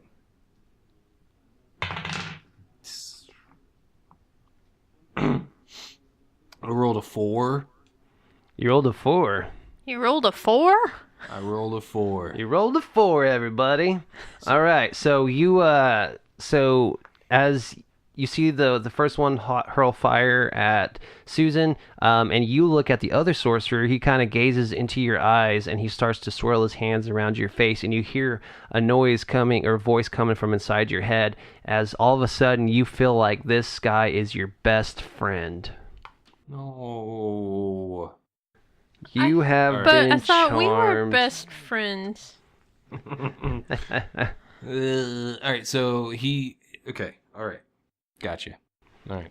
And he tells you, my dear friend, I need you to go back to the vault for me, and, let's just hang out there. I'm going to be there in a little bit. We'll maybe crack open some beers, yes. have some fun. Yes. So why don't you just go back to the vault? You don't need to be here with all this craziness going on. I'm looking to protect you. I feel bad. I'm much, much bigger and stronger than you, though. I think I should stay and help. That's okay. We got this. I'm just going to clean up here, and then we're going to have some beers, Oh, but the bickering, it needs to stop. That's what I'm going to tell everyone, to stop bickering. I'm going to be like, you know what? We need to find peace, but you know what? Okay. They're scared of you. Yes, No, yes. it's okay, young buddy. People. It's okay, My buddy. friend We has got an this. announcement. Yes, I do have an announcement. To everyone. Everyone listen. Listen to my friend. Please, put the sword down, young dwarf. Yes, remove the axe. Wonderful, wonderful. Everyone, please. My friend here has an announcement. You see, buddy, you're making everyone a little nervous. They're not really listening to you. So, why don't I get this? Hold on. I roll a perception or persuasion, and I rolled a critical failure. I was about to roll persuasion on you, and I rolled a 15 on persuasion. So I don't persuade anyone. Nope. To stop They just fighting. keep fighting.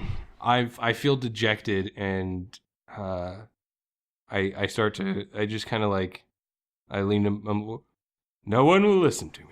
Is there any way That's that okay, I buddy. can roll? I don't know. Do I hear this, by the way? No, you're still far back. They're face to face. He charged the But sorcerers. his voice is really loud. Well, you would have heard Doink like, yelling at everyone to stop fighting, and then all of a sudden you see him like talking face to face with the sorcerer again.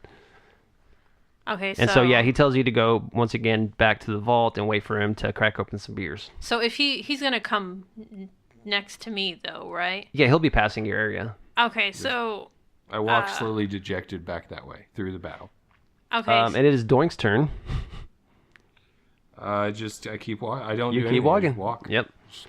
So at this point, Boink, you notice that he is kind of walking back to the direction where you're at, because that's the path that leads back to the tunnel that leads back to the vault. Go ahead. Would any of the creatures take an attack of opportunity against me?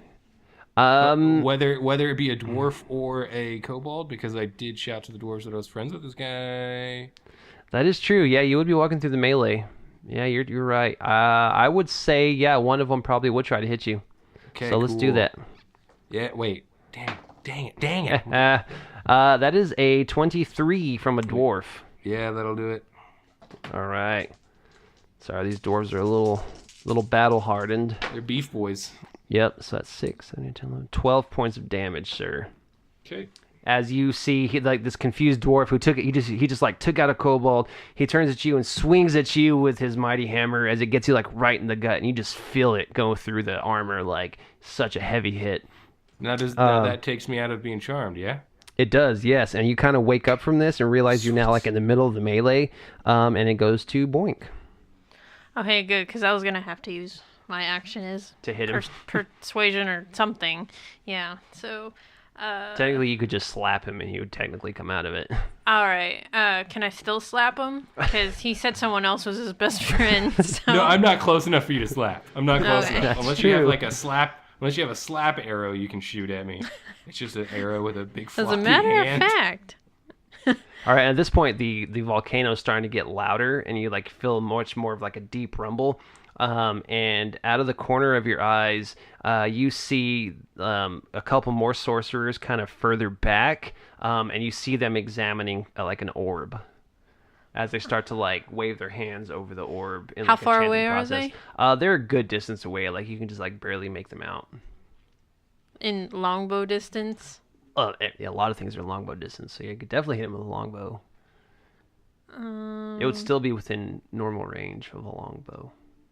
Okay, I'm just gonna go for them. All right, so out of the corner of your eye, you kind of notice that as you were going to take aim at the ones here, like, oh, nope. So you take aim over there and you shoot an arrow. Oh, math. Shoot. 16. Oops, sorry. Let me go here. Yep, that hits. Yay. Okay. Oh, poop. 4 damage. 4? Yeah, but that was enough to, like, so the arrow goes, and it hits one of them, like, in the shoulder that was kind of concentrating on the orb, and it, like, breaks his concentration as he kind of, like, whips back around and notices it, and they both kind of start making their way towards the volcano itself. So walking towards us or away from us?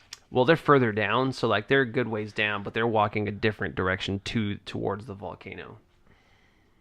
And they're surrounded by, like, another group of kobolds, like, fighting, like, to protect them. Alright, I guess I'm just gonna have to, like, move closer to where stuff's going down. Mm-hmm. So I'm gonna move a little closer. Closer to... Where those guys I just hit, or one of the ones I just hit, was going Okay. towards. Make a acrobatics check to have to go through the crowd. Yeah. 10? You barely squeak by. Squeak! It is a kobold's turn. So you're still in melee range, Doink, with all the ones that are kind of the melee. The dwarves are able to take out a good few of them. There's probably like 4 of the kobolds left that are like in melee fighting, and they completely miss you. And then we go back to the sorcerers. And they realize like what's going on. They realize that the other sorcerers are making their way to the volcano, and they're now like in full on like protect the other one mode. So they are also going to start attacking you all. Okay. So for you, Boink, that is a 17 to your AC. Yes. All right. So same thing. You just see this like bolt of fire heading towards you, and you only take 7 points of damage on that one. I'm gonna die. No. The other one pulls out a dagger and just goes straight for you, Doink. Okay. Oh gosh. Rolled a no on that one. So the Yes. sorcerer realizes like it kind of like went against its natural abilities and decided that it was just gonna like try to like take a knife and like end you through the throat. But it's not a melee fighter; it's a sorcerer, and so he like Stabs trips, himself. basically like stabs himself in the thigh as he starts to like bleed a lot after he hits like an artery that wasn't supposed to be hit, you know. And he's starting to bleed profusely, and it is now your turn, Doinky. Okay, so I'm still in the middle of melee, right? Yes, you are. But there's the sorcerers running toward the volcano, yes? Yes, but you don't see them. That was something that Boink saw. Okay. Well, then I would go after the nearest kobold. Yeah. Okay, so you have the sorcerer one that tried to stab you and missed and like got himself in the thigh, and then there's probably a few like stray kobolds around you as well. Which one would you like to get? I'm going to finish off the sorcerer. Okay, go for it. That would be a 16. Yes, that hits. Okay. For 6 damage. Oh, a whole 6. Hey. But guess what? That was enough. And so as you're about to like smite this kobold, he just looks at you and he's like, you will not stop us. Our God will rise again." Oh, I forgot that also would have done 2d6 extra damage. Because of your smite that you cast on it earlier. Well, I guess technically I would have lost concentration on that, so. Oh, yeah, because you were charmed. Yeah, you broke it. Yeah. When I You got are charmed. correct. All right, do you have any extra action or anything you want to do? I run toward Boink. All right. So you and Boink are standing side to side. Hi, buddy. Hi. Boink, what do you do? I tell him that I saw some sorcerers, what looks like with the orb, headed over there. All right, what do you do? And are they still in range? You don't you won't be able to like a shot off or anything. They're like in the buildings now, so I mean you could probably like dash to maybe catch up to them. Okay, that's what I'm gonna do. All right, so using your dash action, it'd probably put you within 30 feet of them. I tell him what I'm gonna do. I tell Doink what I'm gonna do, and I said, "Oh, you can come with me if you want." And then I, pew. With cat-like reflexes, you run as fast as you can, almost like double your speed, and you get there and you're within about 30 feet of them, and you see them like still making their way to the volcano, but you're able to catch up enough to where you see them coming, where it looks like they're gonna actually like try to go to the top, like climb to the top. Like you find this like old path that they're heading towards that leads up to the top of the volcano. Is it stairs? Just like It's kind of like an old pathway. I'm too old for this. But they're not on the stairs yet. They're just making their way towards those stairs. So you're within about 30 feet. You're within about 30 feet of them now. Okay. And there's nothing else. That's my turn. If you have an extra action, you can take an action. No, I used it. All right, but you caught up to him. All right, it is now the kobold's turn. So you're still... So the dwarves take out all the rest of the kobolds that are in melee range with you, Doink. But there's still a sorcerer left. And that There's one... a sorcerer next to me. Well, there's still one left. You killed one. Uh-huh. And there was still the other one that was hurling fire bolts at Boink earlier. Oh, okay. So he's still there. And he is going to... Alright, so he's going to cast kind of what he's been doing, tried and true. He's going to make a ranged spell attack for 12. I don't think that hits you, right? Wait, 12? Yeah, to you. Not against my own AC, no. Nope. So he realizes that like he's having a hard time with you as he notices all his other kobold buddies have been taken away, and he basically starts making his way towards his other sorcerer buddies. And it is now your turn, Doink. I follow Boink with haste. All right. And at this point, like the rumbling is getting louder. You're actually starting to see some stuff kind of shoot over the edge of the volcano. This once dormant volcano for hundreds of years is now starting to come to life as this orb. You see this bright light starting to pulse from this orb as it is like sensing like a coming together of what once was. And it's just starting to get crazy. You're starting to see some lava or some ash and heavy rock start to come and like crash down on this village as you see like village people start to scatter and run as they are basically trying to run for their lives and avoid getting hit. And so you make your way to Boink, you said? Yeah, I'm gonna follow her. Okay. Are you gonna dash to catch all the way up? Yes. All right, so you dash to catch all the way up. Do you have any extra actions you want to take? Yes. All right. So all right, you caught up. Cool. All right, Boink, what do you do? I wave. Okay, there's a lot of chaos going on. It's kind of getting shaky ground. And are these people in range of me now? Yeah, there's like they moved maybe about another 20 feet, so you're within like 40-ish feet. I guess I'm gonna try and hit one of them. Are they like in line? No, they're kind of like huddled in a group. Okay. Wait, you said 40 feet? Oh man. Okay, yeah, I'll just try to shoot something. Go for it. Ooh. Okay, it hit. Oh, did it? Yes. It What's the number? 19 plus 9. Yeah, that hits. Told you. Okay. I feel like this should be more damage. 5 damage. 5 damage? Okay. You take out one of the like outer kobolds that are kind of protecting as it just like sneakily goes through its neck as it wasn't looking, so you take him out. They have one less bodyguard. Ooh, because I hit one of the sorcerers before, right? Yeah. Oh, that's what I was going for. Okay, if you want to go for the sorcerer, I can make him come back to life and take some damage off the sorcerer. Yeah. All right, so he comes back to life mysteriously as there's like this weird reverse thing happens, and then the arrow shoots out again, and it hits one of the sorcerers. I'm very confused.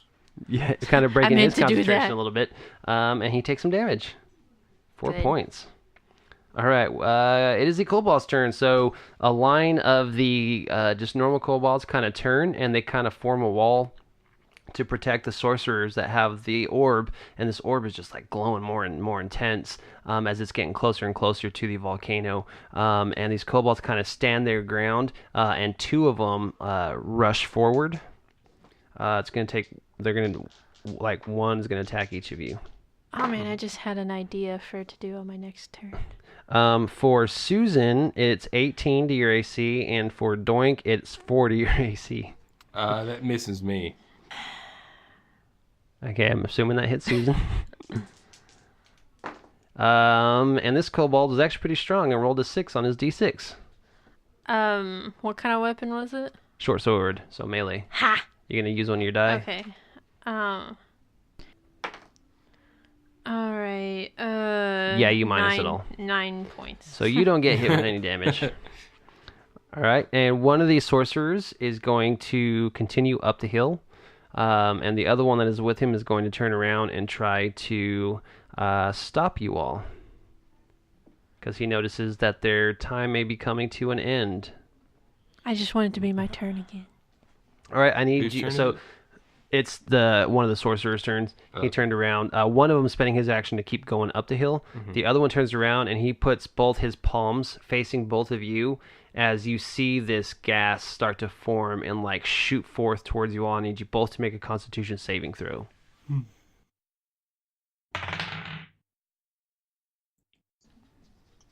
15. Nice. 17. All right, so you both will take half damage. Oh, Yeah. I'm an idiot. What? I'm so dumb. I just realized I have proficiency on wisdom saving throws. Oh, So I might not have been charmed. oh, from earlier. Yeah. All right. So instead of 7 damage, you guys will take 3. Okay, that's not as bad as I thought. Right. So you took 3 poison damage, and you smelt something really bad, and it's just like, what's that smell? And you start to feel a little sick to your stomach. And it is now Doink's turn. So Doink, you had 2 guys attack. So 2 of them are now in melee range with you all. There's 3 more kind of making a wall behind them, and then there's 1 sorcerer standing behind the wall, and 1 sorcerer trying to make his way up the hill. Cool. I am going to pat Susan on the back. I'm just gonna say like you're doing great. And as I do that, I'm gonna do my lay on hands, and I'm going to give her. What do you say? You wanna go 15 points? You go 15 points Ooh. back. How's that sound for you? That'd be Where amazing. does that put you at?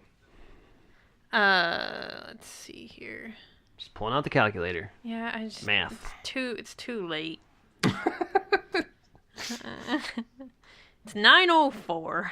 It's I'm back to 22. So, thank you. so we're okay. So you're good now on that. Yes, how many sir. points? Is the sign still? You patted me on the back. Is the sign still there? No, I took it off. Oh, okay. You're a real I pal. know. Best friends. And then I just run toward the line of kobolds. Okay. Like I'm trying to get up the hill. I'm gonna run. My goal is to run past all of them to get to the orb. Absolutely. So you just bust past those, and you're just making your way to the wall. All right. They're not going to go ahead and take a attack of opportunity on you. Okay. And we will go to Boink's turn. So you have 2 So- kobolds with you. You see Doink rushing into the next wall of kobolds, and you see the 1 sorcerer making his way up. So the guy's up, like he's in my range because he's going up and alone, right? Yeah, and I'm he's still within assuming that longbow he's range. holding the orb, Yes, right? he's the one with the orb. Okay, so I'm gonna take. Am I able to see the orb? No, it's like in front of him. Like he has his back to you, and he's running up, and he has. The orb Is in there front of any him. way where I can be in position to where I can see the orb? You can try, but I can't guarantee you will. Okay, so I'm gonna use my speed first to get into a position around to see. So where do you move? Just maybe on the side or I don't know. All right, so they're gonna take an opportunity attack on you. You're lucky. They rolled a 4. All right, so you kind of go to the side. Make a perception check. I won't charge this against you. 16. Okay, you can barely see. You're at just the right angle where you can barely see like him holding the orb. You see just out of the corner. He's holding it in his left hand. I take my longbow out and I go for the orb. All right, if you can roll a 19 or higher, Ah! you can definitely call your shot.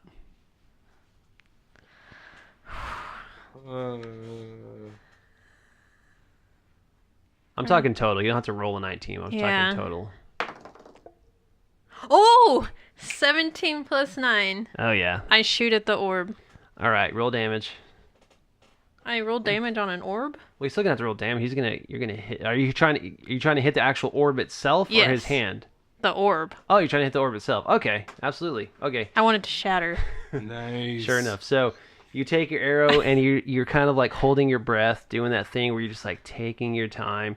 There's kobolds starting to run up And against it was you. because of the encouragement from my friend. He said I was doing a good That's job. right. And that gave me a little extra oomph. Yeah, you see, like you hear out of your right ear like footsteps and like the sound of like growling as some kobolds are heading towards you, and you just know they're getting close, but you're just taking your time, holding your breath, taking aim with your shot, not letting anything deter you as you release the arrow, and you kind of let out a sigh of relief as you see that it's heading in the direction that you were hoping it would go.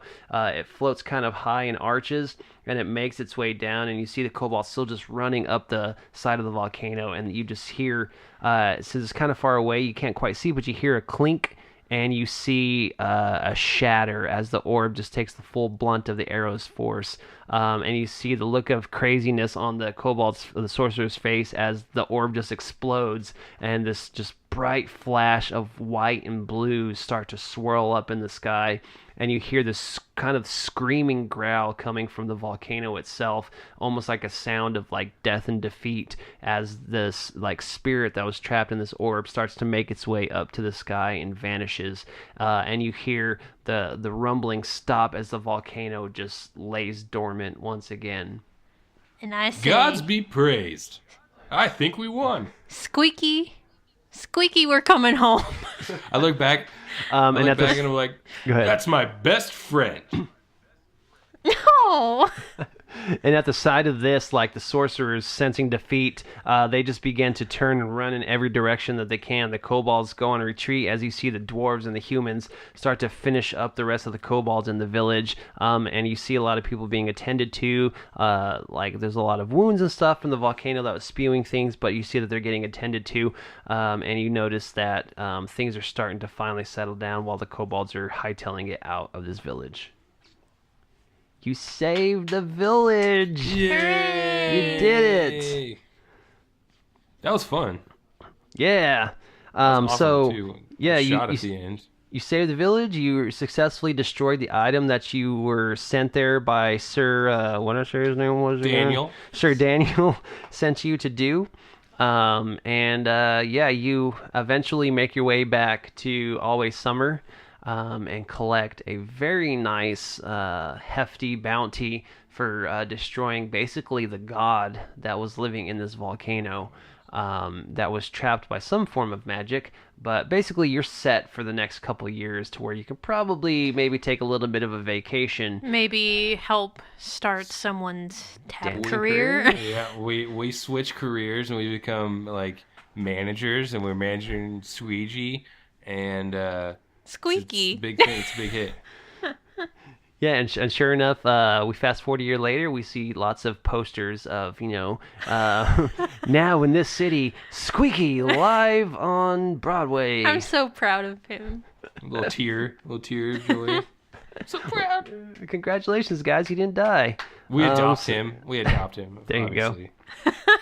So thank you all for listening to this sponsored episode by the Critical Dice and using the deck of stories. It was a lot of fun to just basically come up with this adventure, and really it took me only 15 minutes to come up with this, so you just have to have maybe a monster manual, a few other things. But the main blunt of the story, you just draw some cards, like I kind of mentioned in the middle advertisements of how it works. And it's really cool. You should definitely buy you a deck of stories off of thecriticaldice.com because it is awesome, and it's definitely great for writer's block and helping you come up with just a quick adventure to run. What did you guys think of it? I really liked it. It was fun. Yeah, super easy, right? Yeah. What were the three you drew? Oh, yeah, so thank you. The three that I drew, the opening action, it was you find the body of a messenger, and there is a coded message in their bag. So that was our opening action that I wrote, the whole thing of finding him, how to find a way to make you guys find him. The rising action, or the center of the story, where there's like a twist, is a treasure is missing from a locked room. No one has gone in or out. So thus the treasure was missing. We find a tunnel underneath, so no one technically went in or out. They came from underneath to steal the treasure. And the climatic action, or the ending, the ending finale, was a sudden volcanic explosion threatens a village. Cool. And so that's what I did, was I drew those three cards, and I had to write my beginning, my middle, and end by tying all three of those together. And it was great because I didn't have to come up with the main points. I just basically had to come up with a way to tie them together and think of the bad guys I wanted to use. So I think it worked out. That was a fun little adventure. Well done. Yeah, I really liked it. It's fun. Yeah, so don't forget to buy your dice and your deck of stories from thecriticaldice.com. And stay tuned, guys, for Season 2, which we are still working out. The details, casting new members, all that fun stuff. But we're going to come back strong for Season 2. bigger and better than ever, but we will have another 1 or 2 one-shots before we actually get back into season 2. You may even hear Charlie DMing one. Don't tell stories out of school. Come on now. We might make him. I really maybe need to even write make that. Lauren one. That's never gonna happen. Look, Lauren, just write, like, just do... Actually, no, I'm not going to tell you what I just thought of because it's a dope idea and I kind of want to steal it for myself. Sounds good. All right. You guys are about to go to Willy Wonka's chocolate factory. Oh, heck yes. Oh, please do that. Oh, that would be amazing. So much fun. It would be so much fun. Yes, it would. So you heard it here, folks. Maybe. I'm not doing that one. I've already written too much in the other one, even though I have to finish it. Anyway. Well, we'll get going on season 2 soon. But thanks for listening, everyone, and we'll look forward to seeing y'all next time. Toodaloo. Toodles. Auf Wiedersehen.